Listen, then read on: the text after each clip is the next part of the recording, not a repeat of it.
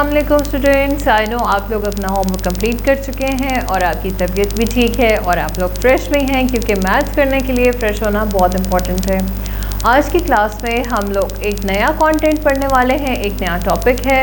सो देखते हैं कि हमारे पास आज क्या टॉपिक है। हमारा टॉपिक आज है मेजरमेंट। मेजरमेंट क्या होता है कि अगर हमारे पास एक चीज़ है, एक फिज़िकली हमारे पास एक बॉक्स है और यू कैन से एक बुक है, एक कॉपी है, उसको जब हम नंबर्स के अंदर साइज़ करने की कोशिश करते हैं, नंबर्स के थ्रू उसको देखने की कोशिश करते हैं, चेक करने की कोशिश करते हैं क्या साइज़ है इसका और कितना इसको स्पेस चाहिए किसी जगह पे रहने के लिए, तो उस मेजरमेंट को, उस नापने को नंबर्स के साथ प्रेजेंट करने को कहते हैं मेजरमेंट। ओके, तो अब हम देखते हैं कि मेजरमेंट कितने तरीके की होती हैं। फॉर एग्जांपल मैं आपको कहती हूँ कि ये मेरे पास एक रेक्टेंगुलर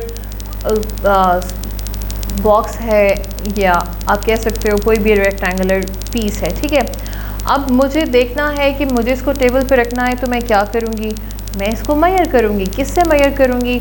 या तो मेरे पास मेजरिंग स्केल होगा या फिर मेरे पास मेजरिंग टेप होगी, ठीक है।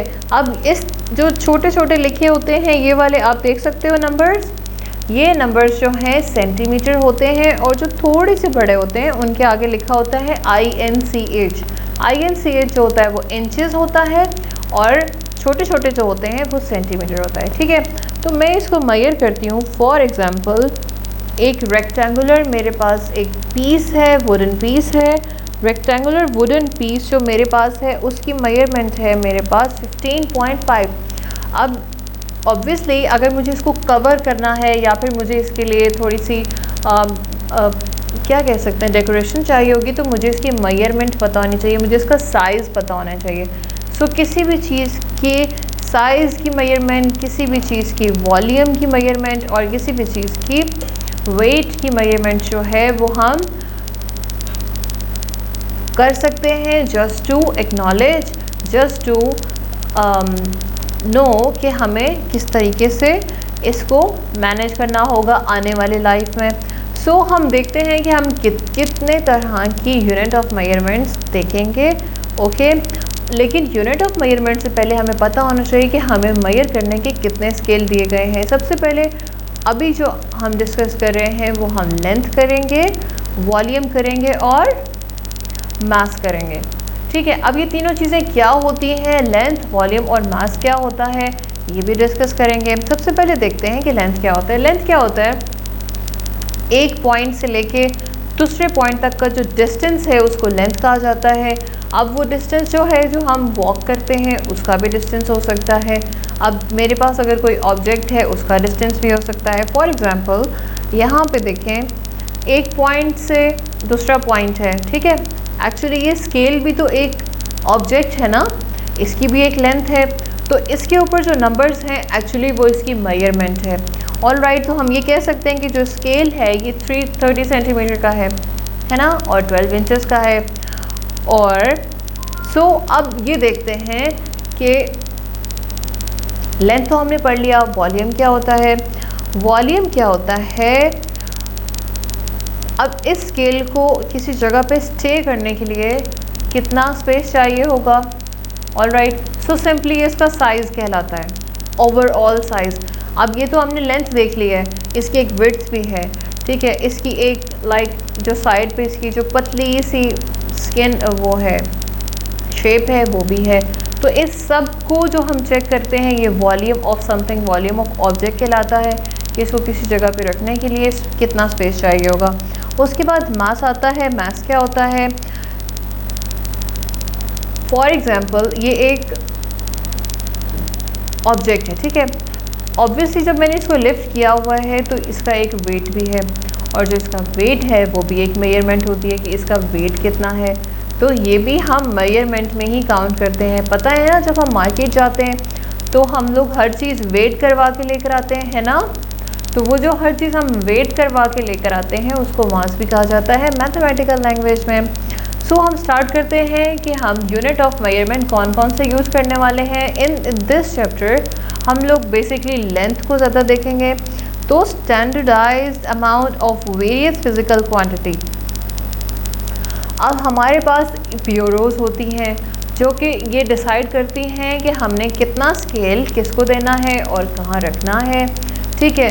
तो जो किसी चीज़ को हम स्टैंडर्डाइज कर देते हैं, किसी चीज़ को हम देखते हैं कि हमने क्या क्या इस्तेमाल करना है किस किस चीज़ के लिए। फॉर एग्ज़ाम्पल इस स्केल के ऊपर मैं मीटर नहीं लगा सकती, है ना, क्योंकि मीटर तो बहुत बड़ा होता है, स्केल तो छोटा है। सेंटीमीटर 100 से भी ज़्यादा 100 सेंटीमीटर होते हैं तो 1 मीटर होता है। तो ये तो हमारे पास सिर्फ 30 सेंटीमीटर हैं, 70 सेंटीमीटर कम है, तो इसका मतलब इसके ऊपर वो मीटर वाली मेजरमेंट नहीं आ सकती, है ना। तो इसलिए छोटी मेजरमेंट्स हमारे पास होती हैं। ऑलराइट, तो अब हम देखते हैं कि आखिर कौन सी ब्यूरो है जो कि इनको स्टैंडर्डाइज करती है। That bureau name is international system of मायर, जिसको SI भी कहा जाता है। तो अभी हम देख रहे हैं कि हमने लेंथ पढ़ा है, मास के बारे में पढ़ा है और टाइम के बारे में भी हम पढ़ सकते हैं, वॉल्यूम के बारे में हमने पढ़ा है। तो वॉल्यूम के बारे में हम ऑलरेडी डिस्कस कर चुके हैं कि वॉल्यूम और लेंथ को मेजर करने के लिए हम क्या यूज़ करेंगे, मीटर यूज़ करेंगे। मीटर जो है वो एक स्टैंडर्ड उसकी फॉर्म है, स्टार्ट होता है ये मिलीमीटर से, सेंटीमीटर उसके बाद आता है, फिर मीटर आता है, फिर किलोमीटर आता है। ऑलराइट, सो इस तरीके से हम इसको मेजर करते हैं। उसके बाद आता है हमारे पास मास, वेट कैसे किस स्केल से काउंट किया जाता है, केजीज, ग्राम होता है, 1000 ग्राम होते हैं तो 1 kg हो जाता है।